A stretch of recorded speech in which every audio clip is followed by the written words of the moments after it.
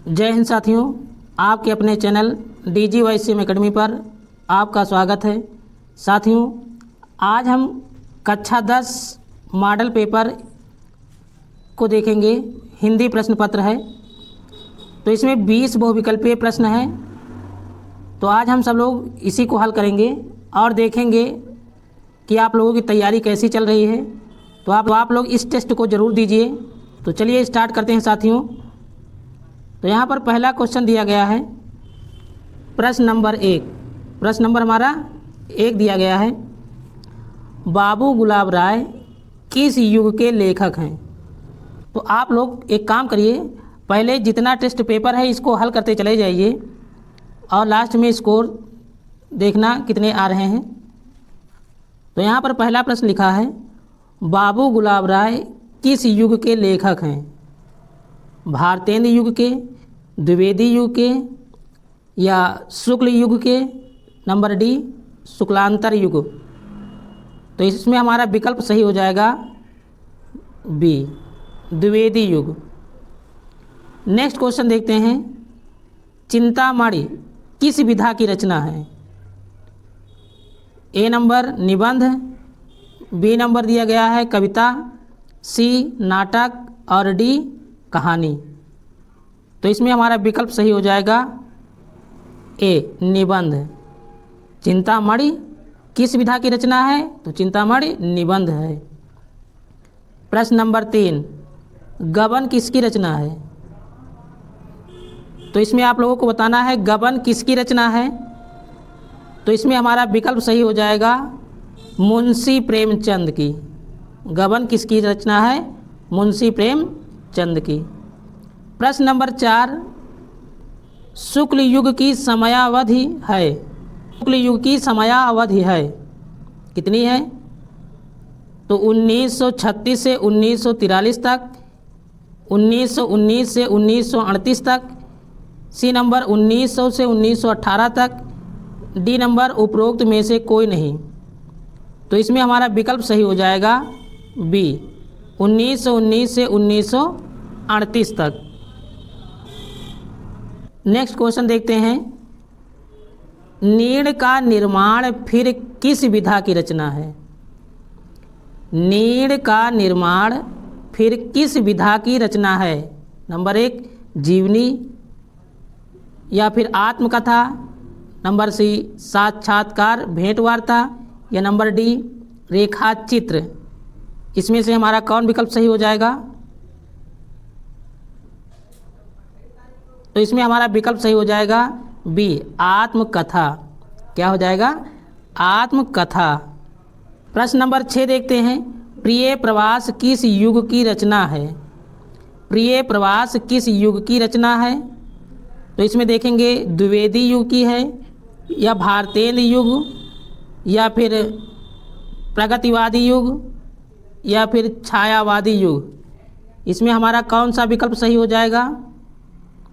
प्रिय प्रवास किस युग की रचना है, आप लोगों को बताना है। तो इसमें हमारा विकल्प सही हो जाएगा ए द्विवेदी युग। तो प्रिय प्रवास किस युग की रचना है, द्विवेदी युग की। मधुशाला किसकी रचना है। प्रश्न नंबर 7, मधुशाला किसकी रचना है। रामधारी सिंह दिनकर की या हरि औध की या फिर हरिवंश राय बच्चन की या फिर सुमित्रानंद पंत की। तो इसमें हमारा विकल्प सही हो जाएगा सी हरिवंश राय बच्चन। प्रश्न नंबर 8, भारत भारती किसकी रचना है। भारत भारती किसकी रचना है। विकल्प दिया गया है सियाराम शरण गुप्त, मैथिली शरण गुप्त, जयशंकर प्रसाद, महादेवी वर्मा। तो इसमें हमारा विकल्प सही हो जाएगा बी मैथिली शरण गुप्त। भारत भारती किसकी रचना है, मैथिली शरण गुप्त जी की। प्रश्न नंबर 9, आधुनिक काल कब से कब तक है। आधुनिक काल कब से कब तक है, इसकी समय सीमा आपको बताना है। तो विकल्प हमारा पहला दिया गया है सन 1843 से अब तक, 1643 ईस्वी से 1843 तक, तीसरा विकल्प दिया गया है 1918 से 1936 तक, और डी विकल्प दिया गया है 1936 से 1943 तक। तो इसमें हमारा विकल्प कौन सा सही हो जाएगा? ए नंबर, सन 1843 से अब तक। प्रश्न नंबर 10, मतिराम किस युग के कवि हैं? प्रश्न नंबर क्या कह रहा है? मतिराम किस युग के कवि हैं? तो इसमें हमको बताना है कौन सा विकल्प सही हो जाएगा। आधुनिक काल के, आदिकाल के, भक्ति काल के, रीत काल के। तो इसमें हमारा विकल्प सही हो जाएगा डी, रीत काल के।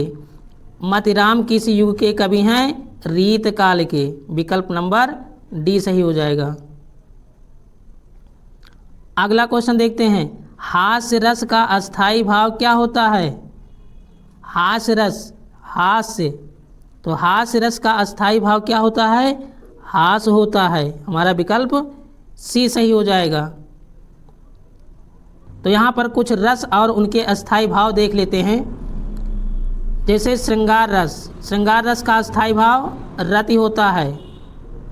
हास्य रस, हास्य रस का अस्थाई भाव हास होता है। करुण रस, करुण रस का अस्थाई भाव शोक होता है।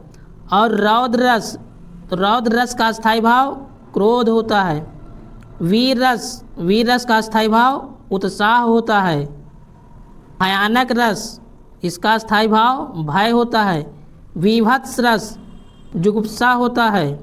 अद्भुत रस, अद्भुत रस, इसका अस्थाई भाव विस्मय होता है। शांत रस, शांत रस का अस्थाई भाव निर्वेद होता है। तो इन रसों के अस्थाई भाव को आपको याद रखना चाहिए, क्योंकि इसमें से प्रश्न बन जाते हैं। तो आप लोगों को इसको ज़रूर याद कर लेना चाहिए। प्रश्न नंबर 12 देखते हैं, सोहत ओढ़े पीत पट श्याम सलोने गात मनो नीलमण शैल पर आतप पर्यो प्रकाश। उपरोक्त पंक्तियों में कौन सा अलंकार है? तो इसमें बताना है आपको अलंकार।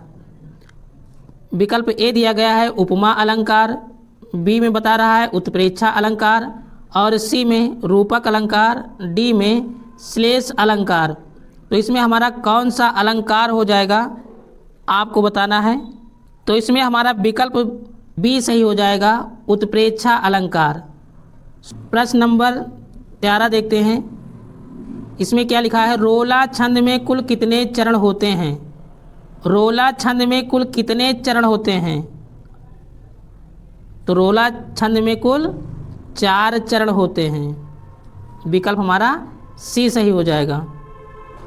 प्रश्न नंबर 14, आकर्षण शब्द में किस उपसर्ग का प्रयोग किया गया है? तो आकर्षण में किस उपसर्ग का प्रयोग किया गया है? तो इसमें बड़ा आ का प्रयोग किया गया है। यहाँ पर इम्पॉर्टेंट बात देख लेते हैं। जो उपसर्ग होते हैं, उपसर्ग वे आगे जुड़ते हैं, शब्द के आगे जुड़ते हैं, और जो प्रत्यय होते हैं वे शब्द के पीछे जुड़ते हैं। जैसे मान लीजिए हमने आपको एक एग्जाम्पल दिया, यहाँ पर लिखा है महत्व, महत्व। अब इसमें तो प्रत्यय जुड़ा हुआ है, पीछे है, तो इसमें प्रत्यय पीछे जुड़ा हुआ है, लेकिन उपसर्ग में आगे जुड़ता है। जैसे हमने कहा अनपढ़, तो अनपढ़, तो इसमें अन उपसर्ग आगे जुड़ा हुआ है। तो इसी तरह के बहुत से एग्जाम्पल हैं, आप लोग उसको रिवीजन कर लेना। नेक्स्ट क्वेश्चन देखते हैं, रचना के आधार पर वाक्य के कितने भेद होते हैं? रचना के आधार पर वाक्य के कितने भेद होते हैं? प्रश्न नंबर 17, पीताम्बर में कौन सा समास है? पीताम्बर में कौन सा समास है? कर्मधारय है कि द्वंद्व है कि बहुब्रीहि है कि तत्पुरुष है? तो इसमें बहुब्रीहि समास है। प्रश्न नंबर 17 देखते हैं, आंसू का तत्सम रूप है? आंसू का तत्सम रूप है, तो इसमें हमारा विकल्प सही हो जाएगा ए, अश्रु, अश्रु हो जाएगा। आंसू का तत्सम रूप अश्रु हो जाएगा।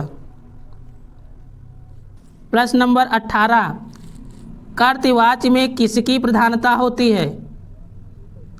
कर्तवाच्य में किसकी प्रधानता होती है? विकल्प हमारा ए है कर्ता की, विकल्प बी में कह रहा है कर्म की, सी में भाव की प्रधानता होती है, डी में इनमें से कोई नहीं।